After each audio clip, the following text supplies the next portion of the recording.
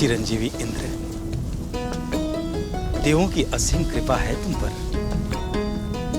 पुष्प वर्षा के साथ साथ जल वर्षा देवों की ओर से शुभ संकेत है। तुम्हारे अमोघ यज्ञ की आहुतियां देवों ने प्रसन्नता पूर्वक स्वीकार की हैं। इसका पुण्य फल अवश्य मिलेगा तुम्हें।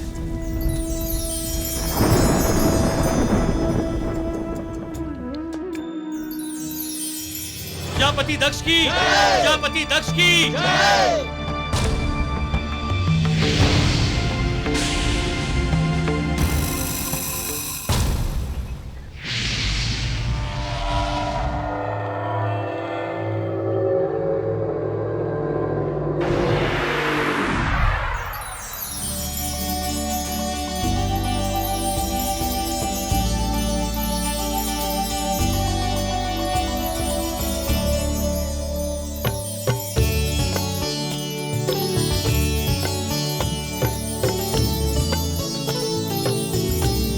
संसार के आधार भगवान सूर्य देव की, कल्याणकारी भगवान सूर्य देव की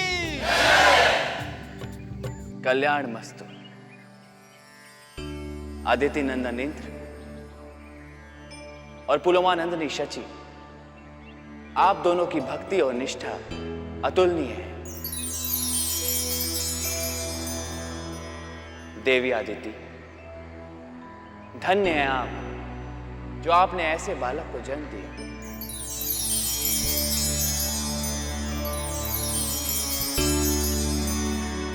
और देव गुरु बृहस्पति देव, आप तो स्वनाम धन्य हैं। आपकी पंडित पूर्ण पुरोहिताई के कारण ही आदित्य नंदन इंद्र 100 अमोघ यज्ञ पूर्ण करने में सफल हुए हैं। नारायण नारायण। और इसके पूर्ण फल स्वरूप आज से आदित्य नंदन इंद्र स्वर्गाधिपति कहलाएंगे।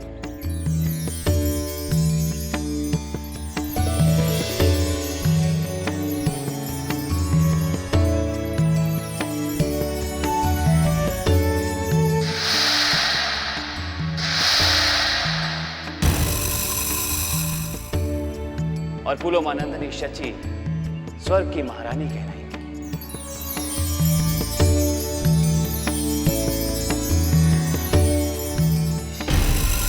ये सूर्यदेव हर बात पे अपनी मनमानी करते रहते हैं। उस व्यक्ति को स्वर्गाधिपति बनाया जा रहा है जो देव पुत्र भी नहीं है।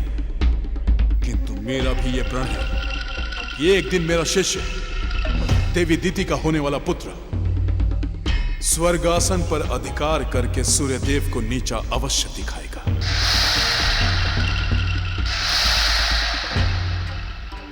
स्वामी, हमारा नाती स्वर्गाधिपति बन गया है। अद्वितीय उपलब्धि है ये, सदा के लिए अमर हो गया है वो।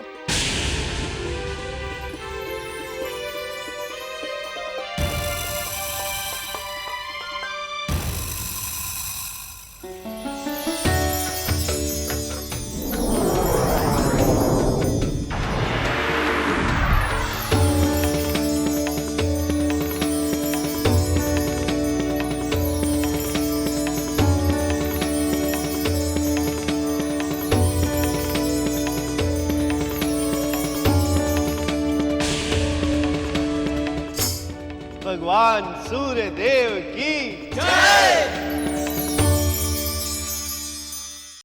आदित्य नंदन इंद्र, स्वर्गाधिपति बनने के साथ साथ आप देवयोनि में प्रवेश करेंगे। किंतु दूसरी ओर इस पद को ग्रहण करते ही आपकी कठोर साधना का सारा संचित क्षय हो जाएगा। इसके बाद आपके पाप पुण्य का लेखा जोखा एक बार फिर शून्य से आरंभ होगा।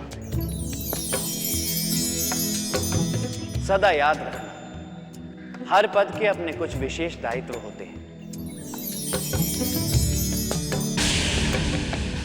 और इस पद पे रहते हुए आपको अनेक दायित्वों को निभाना होगा। मैं पूरी लगन के साथ अपना दायित्व निभाने का प्रयत्न करूंगा प्रभु। आपके पुण्यों का श्रेय होने और पापों की वृद्धि होने पर आप ये पद खो देंगे।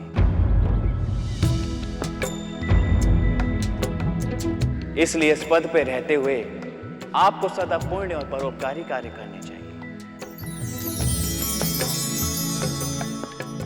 ताकि आपके पुण्यों में वृद्धि हो और आप सदा इस पद पर बने रहें।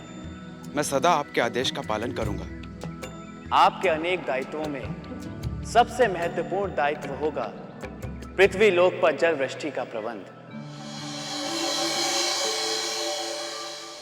पृथ्वीवासियों के लिए वर्षा का क्या महत्व है यह आप भली भांति जानते हैं। यदि वर्षा कम हुई तो अन्न की उपज कम होगी और सूखे से हाहाकार हो जाएगा, और यदि वर्षा आवश्यकता से अधिक हुई तो बाढ़ आ जाएगी और विनाश का तांडव देखने को मिलेगा। इसलिए जल वृष्टि के अधिष्ठाता के रूप में पृथ्वी पर वर्षा का संतुलन बनाने का दायित्व भी आप पर ही होगा। मैं पूरा प्रयास करूंगा प्रभु कि इस उत्तरदायित्व को भली भांति निभा सकूं। आज आपने जो ये यज्ञ संपन्न किया है यह अथाह ही पुण्यदायी और सुफलदायी है।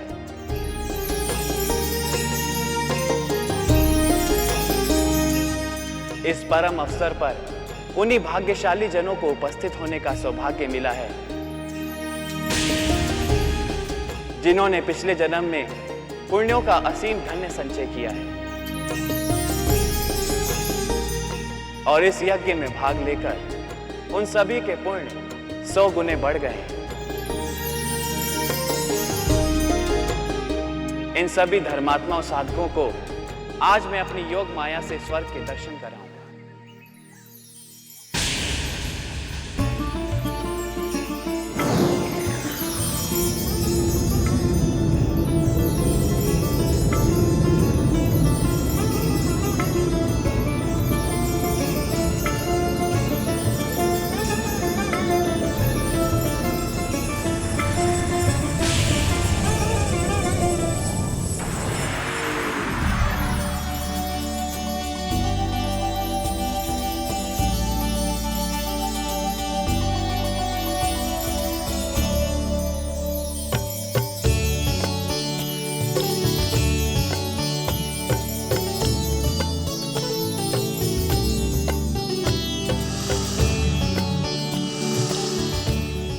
मेरी इच्छा और पुण्य शक्ति से निर्मित इस भव्य नगरी की माया अलौकिक है। यदि आपके मन में लोभ, मोह, मत्सर और अहंकार का भाव आया तो यह भव्य नगरी आपका त्याग कर देगी। इस प्रकार के निम्न भाव आने से आप न केवल इस महान पद की गरिमा को नष्ट करेंगे अपितु इस पद पर रहने के योग्य भी नहीं रहेंगे।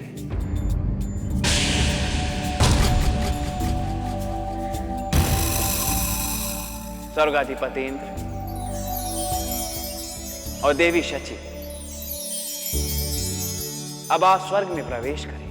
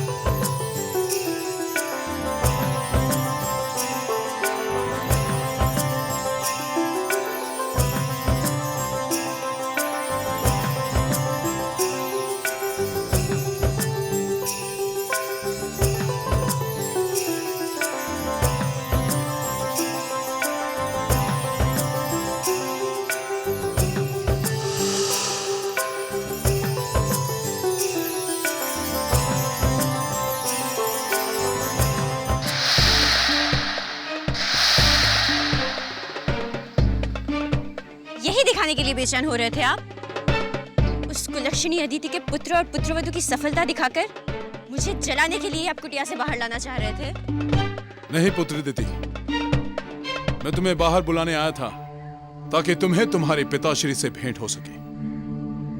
क्या वे भी यहाँ आए हुए हैं?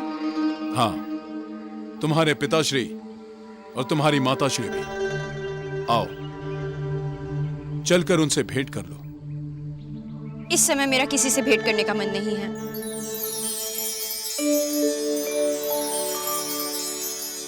देवगुरु बृहस्पति,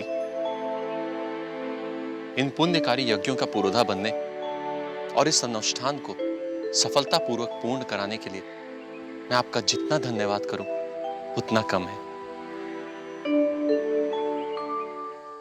सुधीजनों ने ठीक ही कहा है कि माँ से अधिक श्रेष्ठ स्थान गुरु का होता है। यह हमारे पुत्र का सौभाग्य है कि उसे आप जैसे श्रेष्ठ और योग्य गुरु प्राप्त हुए। पुत्रेंद्र को स्वर्ग का राज तो मिल गया, किंतु एक आशंका है।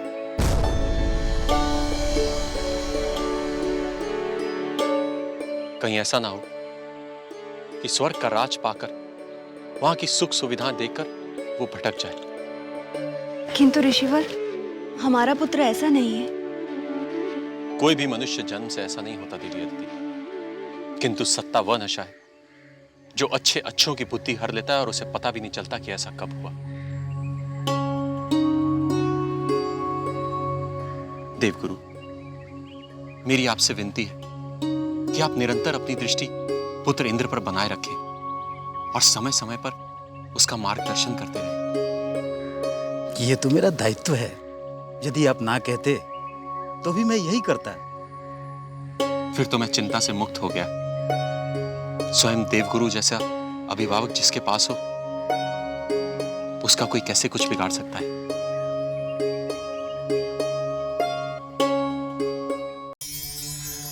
कहते हैं कि जो ऊपर जाता है वो नीचे भी आता है। क्या ये संभव नहीं कि ये दोनों आज ही नीचे आ जाए? नहीं पुत्री दिति, ये संभव नहीं है। किंतु तुम दुखी मत हो, वो दिन भी अधिक दूर नहीं जब ये दोनों नीचे आएंगे। अर्थात? जब तुम्हारा पुत्र मुझसे दीक्षा लेकर अदिति पुत्र इंद्र को युद्ध के लिए चुनौती देगा, तो इंद्र को उसकी चुनौती स्वीकार करनी पड़ेगी। और युद्ध में हारने के पश्चात इंद्र को उसका सिंहासन छोड़ना ही पड़ेगा पुत्री। दुष्ट इंद्र, पापिन अदिति, आज जितना प्रसन्न होना है हो लो, क्योंकि वो दिन दूर नहीं जब मेरा पुत्र तुम्हें तुम्हारे छल कपट का, तुम्हारे कर्मों का दंड तुम्हें देगा। स्वामी, आपको तो ज्ञात ही है कि दीदी ने गर्भ धारण किया है। हमें उनके पास चल के उनका कुशल समाचार पूछना चाहिए। जाएंगे, अवश्य जाएंगे, किंतु पुत्रेंद्र और पुत्री शची के स्वर्ग में प्रवेश करने के बाद। स्वामी, ज्योतिषी मेरी कुंडली देखकर कहा करते थे कि ये कन्या बहुत भाग्यशाली है, किंतु इतने सौभाग्य की कल्पना तो मैंने अपने स्वप्न में भी नहीं की थी। आप जैसा सुदर्शन पति मिला, इतना सुख, मुझे तो अभी भी विश्वास नहीं होता कि ये सब कुछ सत्य है। देवी शची, सत्य तो ये है कि सारे सम्मान का श्रेय आप ही को जाता है। मैं क्या था, एक ऋषि पुत्र, वन में साधना करने वाला एक साधारण सा साधक। ये सब कुछ आपके मिलने के पश्चात ही तो संभव हो पाया है। स्वामी, हमें ध्यान रखना होगा। सविता देव की कही हुई हर एक बात पे अधिक से अधिक पुण्य कार्य करें, पाप कृत्य को हमारे पास भटकने भी न दें। अवश्य ऐसा ही होगा। यदि हम दोनों सावधान रहेंगे तो पाप कुचक्र में फंसने का प्रश्न ही नहीं उठता।